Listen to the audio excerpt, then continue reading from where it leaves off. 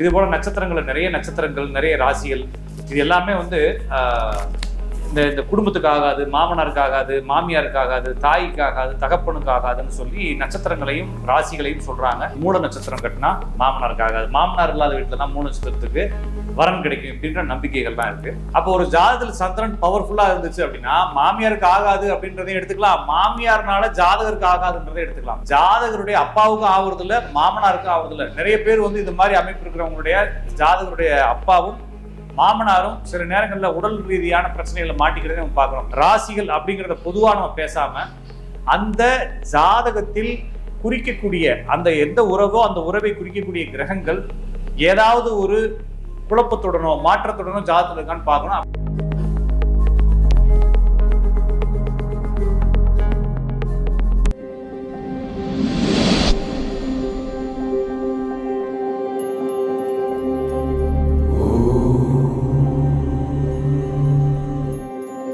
Take one பக்தி நேயர்கள் அனைவருக்கும் வணக்கம். இன்னைக்கு நம்ம கூட ராஜநாடி பார்த்திபன் சார் இருக்காரு. அவர்கிட்ட நிறைய விஷயங்கள் கேட்டு தெரிஞ்சுக்க போறோம். வாங்க பேசலாம். வணக்கம் சார். வணக்கங்க. உங்களை மீண்டும் சந்திக்கிறதுல மகிழ்ச்சி. அதாவது சார், நம்ம அப்பப்ப கேள்விப்பட்டது இல்லை சார், இது மாமியாருக்கு ஆகாத ஜாதகம், மாமனாருக்கு ஆகாத ராசி, இந்த மாதிரி விஷயங்கள் எல்லாம் நம்ம கேள்விப்படுறோம் சார். இதனால உங்களுக்கு ஹெல்த் இஷ்யூஸ் வருங்களா, அப்படியெல்லாம் ஏதாவது இருக்கா சார்? சரிங்க. இப்போ நீங்க சொல்றது பொதுவாக மக்கள் மத்தியில் இருக்கு. உதாரணத்துக்கு இந்த மூல நட்சத்திரம் கட்டினா மாமனாருக்கு ஆகாது, மாமனார் இல்லாத வீட்டில் தான் மூல நட்சத்திரத்துக்கு வரன் கிடைக்கும் அப்படின்ற நம்பிக்கைகள்லாம் இருக்கு. அதெல்லாம் சும்மாங்க, அப்படி எதுவும் இல்லை. மூல நட்சத்திரம் கல்யாணம் பண்ண நிறைய பேர் மாமனார் தீர்க்காயிலாக இருக்கிறத நம்ம பார்க்குறோம். இது போல நிறைய நட்சத்திரங்கள், நிறைய ராசிகள், இது எல்லாமே வந்து இந்த குடும்பத்துக்கு ஆகாது, மாமனாருக்கு ஆகாது, மாமியாருக்கு ஆகாது, தாய்க்கு ஆகாது, தகப்பனுக்கு ஆகாதுன்னு சொல்லி நட்சத்திரங்களையும் ராசிகளையும் சொல்றாங்க. சில லக்னங்களையும் சொல்றாங்க. நம்ம அதெல்லாம் போட்டு குழப்பிக்க தேவையில்லை.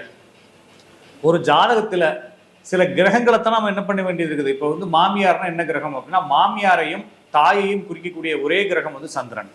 அப்போ ஒரு ஜாதகத்தில் சந்திரன் பவர்ஃபுல்லா இருந்துச்சு அப்படின்னா மாமியாருக்கு ஆகாது அப்படின்றதையும் எடுத்துக்கலாம், மாமியார்னால ஜாதகருக்கு ஆகாதுன்றதை எடுத்துக்கலாம். அப்ப சந்திரன் ஒரு ஜாதகத்தில் ஆட்சி, உச்சம், நீசம், தனது ராசிக்கு 7 அல்லது சந்திரன் வந்து பரிவர்த்தனையோ அல்லது சந்திரன் வந்து சந்திலேயோ இருந்துச்சு அப்படின்னா அந்த ஜாதகர் வழியாக மாமியாருக்கு பிரச்சனை அல்லது மாமியார் வழியாக ஜாதகருக்கு பிரச்சனை அப்படின்னு எடுத்துக்க வேண்டியதான். அதே போல சில ஜாதகங்கள்ல சூரியன் என்ற கிரகம் உச்சம், நீசம், ஆட்சிக்கு 7வது ராசியில் இருக்கும் பொழுதும், சூரியன் பரிவர்த்தனை விளிம்பில் இருக்கும் பொழுதும் ஜாதகருடைய அப்பாவுக்கும் ஆகுறது இல்லை, மாமனாருக்கும் ஆகுறது இல்லை. நிறைய பேர் வந்து இந்த மாதிரி அமைப்பு இருக்கிறவங்களுடைய ஜாதகருடைய அப்பாவும் மாமனாரும் சில நேரங்களில் உடல் ரீதியான பிரச்சனைகளை மாட்டிக்கிறதை நம்ம பார்க்குறோம். எனவே இந்த நட்சத்திரங்கள், ராசிகள் அப்படிங்கிறத பொதுவாக நம்ம பேசாம அந்த ஜாதகத்தில் குறிக்கக்கூடிய அந்த எந்த உறவோ அந்த உறவை குறிக்கக்கூடிய கிரகங்கள் ஏதாவது ஒரு குழப்பத்துடனோ மாற்றத்துடனோ ஜாதகத்தில் இருக்கான்னு பார்க்கணும். அப்படி இருந்துச்சுன்னா அந்த கிரகத்தின் வழியாக ஜாதகருக்கும் அந்த கிரகத்திற்கும் தனிப்பட்ட முறையிலும் நிறைய பாதிப்புகள் இருக்கும் அப்படிங்கிறது ஜோதிட விதி. இதை வந்து நான் வந்து ராஜநாடி முறையில் சொல்றேன். உதாரணத்துக்கு இதை பாரம்பரிய மெத்தடில் சொல்றதா இருந்தாலும் அவங்க என்ன சொல்றாங்கன்னா 5ஆம் இடம், 9ஆம் இடம், 4ஆம் இடம், இது எல்லாமே வந்து தாய் தந்தை சந்ததிகளை குறிப்பிடுறது. இந்த மாதிரி இடங்கள்ல ராகு கேது இருந்தாலோ இதுல வந்து அசுபர்கள் இருந்தாலோ இந்த மாதிரி நடக்குன்னு சொல்றாங்க. ஆக மொத்தத்தில் எப்படி பார்த்தாலுமே அந்த பாவகத்தையோ அல்லது அந்த கிரகத்தையோ வந்து கிரகங்கள் டிஸ்டர்ப் ஆகிறப்ப தான் சொல்றோமே தவிர இது பொதுவாக அந்த நட்சத்திரங்கள், ராசிகளுக்கு சொல்றது எல்லாமே பொதுவான விஷயங்கள். இது பெரும்பாலும் நடக்கிறது இல்லை. ஒரு கிராமத்தினுடைய சொலவடை போல இதை எடுத்துக்கலாமே தவிர அதை போட்டு நீங்க ஒரு ரிஸ்கான ஒரு லைஃப் மேட்டர்ல இந்த நட்சத்திரத்துல இருந்தால் இந்த மாதிரி பலன் இருக்கும், அந்த நட்சத்திரம் இருந்தால் அந்த மாதிரி பலன் இருக்கும்ன்ற மாதிரி நீங்க ரொம்ப போட்டு குழப்பிக்க தேவையில்லை, நிம்மதியாக இருக்கலாம். அதே போல ஒரு ஜாதகத்துல சந்திரனுடன் இணைந்த ஏதாவது ஒரு கிரகம் வக்ரம், பரிவர்த்தனை, விளிம்புல இருந்தா, உதாரணத்துக்கு ஒரு ஜாதகம் திறக்கிறீங்க, சந்திரனுடன் செவ்வாயோ அல்லது குருவோ அல்லது சனியோ இருக்குன்னு வைங்களேன், அந்த கிரகம் ஏதாவது ஒண்ணு வக்ர பரிவர்த்தனை ஆயிருக்கு அப்படின்னா கண்டிப்பா ஜாதகருடைய அம்மாவுக்கும் அல்லது மாமியாருக்கும் உடல் நலம் சார்ந்த பிரச்சனைகள் பெரிய அளவுல கொடுக்கும். அதே போல ஒரு ஜாதகத்துல சூரியனுடன் சேர்ந்த கிரகங்கள் வக்ரமோ பரிவர்த்தனையோ சந்திலேயோ இருக்கும் பொழுது அந்த ஜாதகருடைய மாமியாருக்கும் அல்லது அப்பாவுக்கும் பெரிய அளவுல சிக்கலை கொடுக்கும்.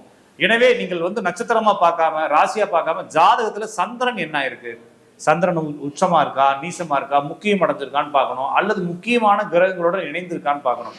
அப்படி இருக்கக்கூடிய நிலையில கண்டிப்பாக அந்த ஜாதகருடைய தாயாருக்கும் சூரியனுடன் இருக்கக்கூடிய கிரகங்கள் ஏதாவது ஒரு சிக்கல் இருக்கும் போதோ அல்லது சூரியன் சிக்கலா இருக்கும் பொழுதோ அந்த ஜாதகருடைய மாமனாருக்கும் சில பிரச்சனைகளை நடக்கிறத பார்க்குறோம். அது மட்டும் இல்லாம ஒரு ஜாதகத்துல சந்திரன் பவரா இருந்தாலே பொதுவாகவே வந்து அவங்க அம்மா வந்து குடும்பத்துல பொறுப்பான ஆளா இருக்காங்க, அப்பாவுடைய பொறுப்புகள் குறையுது. அப்படி அப்பாவுடைய பொறுப்புகள் குறைஞ்சு அம்மா தான் குடும்பத்தை வழிநடத்துறாங்க அப்படின்னா அந்த அந்த ஜாதகருடைய வாழ்க்கையில அவங்க மாமியார் வழியாக சில தொல்லைகள் வரதை பார்க்கிறோம். எனவே நட்சத்திரங்களாகவோ ராசிகளாகவோ லக்னங்களாகவோ வாழ்க்கையை போட்டு குழப்பிக்காம உங்க ஜாதகத்துல எந்த அமைப்பு இருக்குன்றத பாருங்க. அதை ஏதாவது ஒரு ஜோசியத்தை கொடுத்து பாருங்க, அதான் சரியானதா இருக்கும். ரொம்ப போட்டு குழப்பிக்காதீங்க. நன்றி, வணக்கம்.